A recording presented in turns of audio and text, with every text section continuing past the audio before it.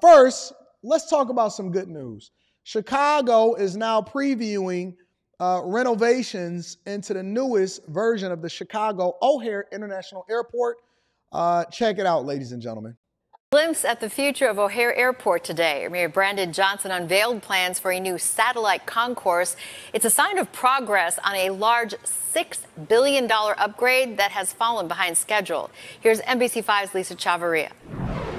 Hey there, the plans are already in the works. That is what the Chicago Department of Aviation is saying that part of this construction actually began last year. Earlier this morning, Mayor Brandon Johnson was joined by several alderpersons, United and American Airlines, as well as the 3 Chicago-based architecture firms working on this project. This is just part 1 of a major multi-billion-dollar renovation to O'Hare Airport, which would include a new global terminal and 2 new satellite concourses. Earlier this month, the mayor decided to delay a portion of this project as a cost-cutting measure. The city says they are now prioritizing the global terminal instead, which includes Satellite Concourse 1. So what will this mean for passengers? The city says with this satellite concourse, there will be 19 new gates, which will extend Concourse C. This is expected to help reduce layover times and will bring in roughly 3,800 construction jobs. Again, the city's Department of Aviation says work is already being done on this. The mayor called this a once-in-a-generation expansion. Investing in our airports is an investment in all of our communities.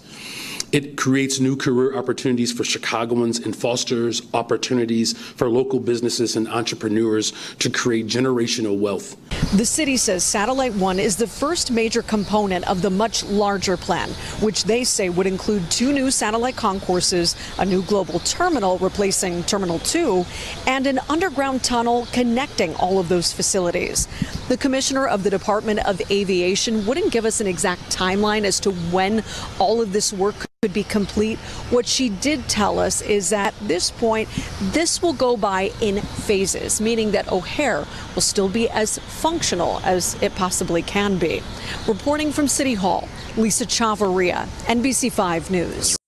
I like that. I actually agree was joined by that having a updated airport and continue to invest in infrastructure actually makes for a much, much greater opportunity to bring in more resources and businesses. And so you have to have great airports. You got to have great infrastructure. And I agree with the idea of putting money into Chicago O'Hare. So I do not disagree with that whatsoever. Shout out to Chicago. Good news for y'all. What up, Carrie? Carrie says, what up, Anton? Good afternoon, chat. Pray you all have an awesome and incredible day. Carrie, Miss Carrie, baby, is in the building, y'all. Shout out to Carrie, my pretty girl. Shout out to you. I love you, baby girl. You are absolutely awesome. So that's what's happening over there in Chicago. But over in Georgia, 2 fools, not a whole fool, 2 half a fools, combined to make 1 whole fool, is caught on camera breaking in cars. Check it out. 2 men are under arrest in Fayette County, charged with car break-ins, caught on home surveillance cameras. As Fox 5's Doug Evans reports, investigators say the men have been linked to similar crimes and even violent crimes elsewhere in metro Atlanta. Here's the home surveillance video that cops say helped break the case with the arrest of the 2 men. Fayette County Sheriff Barry Babb says the men are responsible for... Hey, hold on. It's 4 lights. We live in a day and age where everybody, like at least half the block, even in the hood, half the block, thank you for the super chats, I'm going to be reading those shortly.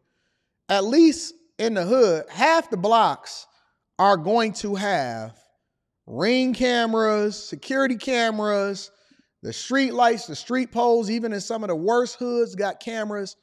These fools is out here with Panda Dunks on. He got... Hoochie Daddy shorts on, long sleeves, gloves so that you don't have no fingerprints, and ain't none of them wearing masks. Hey, can we get a round of applause with some of the dumbest criminals in the world? What is wrong with these dudes? And even the dude in red, he got on gloves too. He wearing red, the brightest color that you're supposed to not wear as a criminal. Listen, you got the kids stuff is over in the corner. Good tax-paying folk got their cars. You can't even park your car outside no more. And they out here with the camera on, robbing, stealing, killing. Case with the arrest of the two men. Fayette County Sheriff Barry Babb says the men are responsible for breaking into cars at 7 homes, as well as stealing mail in Fayette County. They were multi-purpose, not only... Oh, and you stealing mail? Oh, that's a federal offense. Yeah. You got to throw them under the jail. Listen, and you stealing mail. That is a federal offense to steal mail.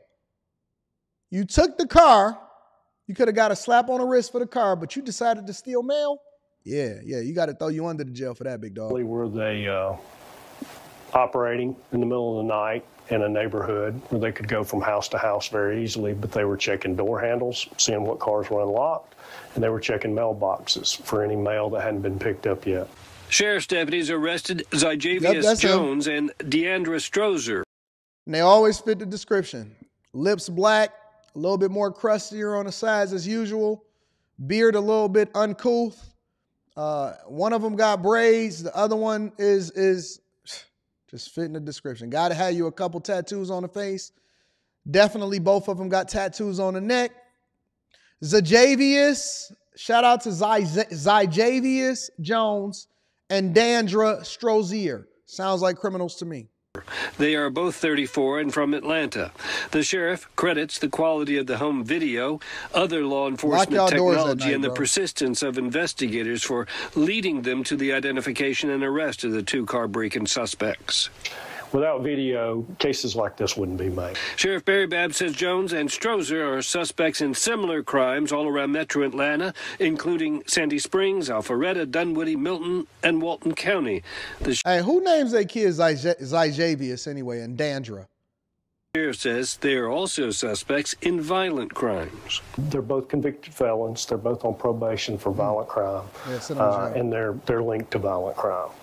The arrest of Jones and Strozer comes with a continued plea to keep your cars locked at night and take your valuables inside. And if you have the ability, invest in good security cameras. And don't leave y'all pistols inside of y'all cars. I know it's some people that leave their pistols inside of their cars, so be careful with that also.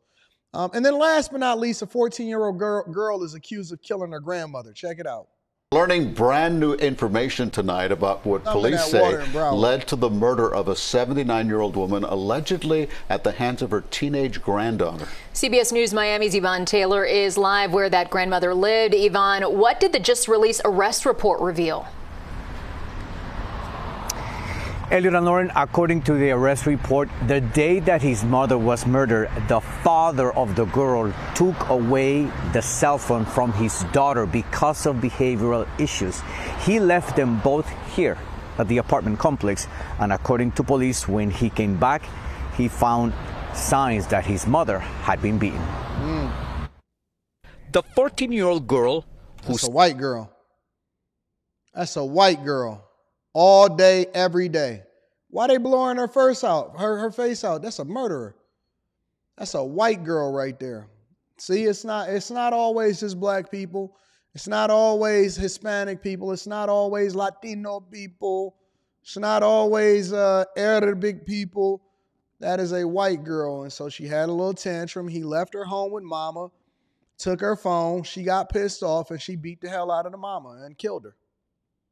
CBS News Miami is not identifying because of her age, covered her face, and looked up as her immigration status was discussed in court. Or maybe it ain't.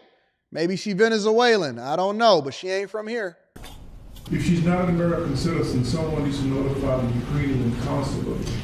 Why are all of these immigrants out here running free and running rampant? I heard Trump say a stat yesterday, and we're going to go over that on the next part of this, the live stream of Trump's speech, conviction, and everything like that, and also reactions from New Yorkers.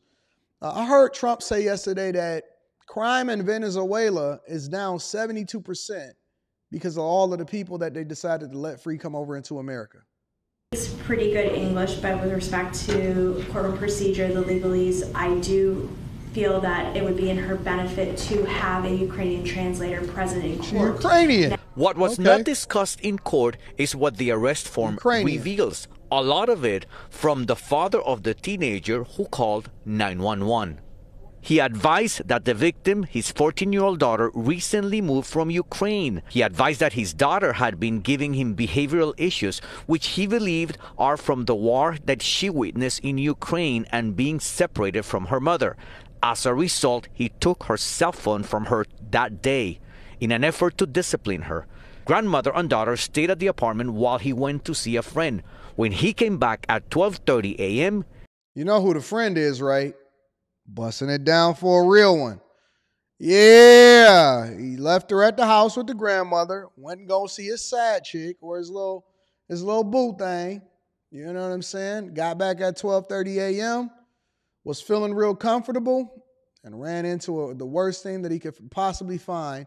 Mother lying on the floor with bruises all over her body. He found his mother lying on the floor with bruises all over her body. Based on the investigation, it was determined that the teenager physically struck the victim multiple times. Due to the minor striking the grandmother, she was killed. I will take my right to be silent till I consult with my attorney. Vladimir Koval is the father of the 14-year-old girl. She is accused of killing her 79-year-old grandmother. Koval is also the son of the victim. So the 14-year-old girl has only been in the U.S. for 8 months. This is according to her father. She will remain in a juvenile detention center for now, and she is charged with second-degree murder. Her next hearing is scheduled on June 12th. So I guess I need to brush up a little bit on my international issues and ways in which we deal with people that's not even from the United States of America. If she's not a U.S. citizen and she's being charged, if convicted, does she serve her prison sentence here or is she deported? What happens? You know what I'm saying? So anyways, ladies and gentlemen, that's what's happening across America, Florida, Georgia, Chicago. That is your Quick Hits.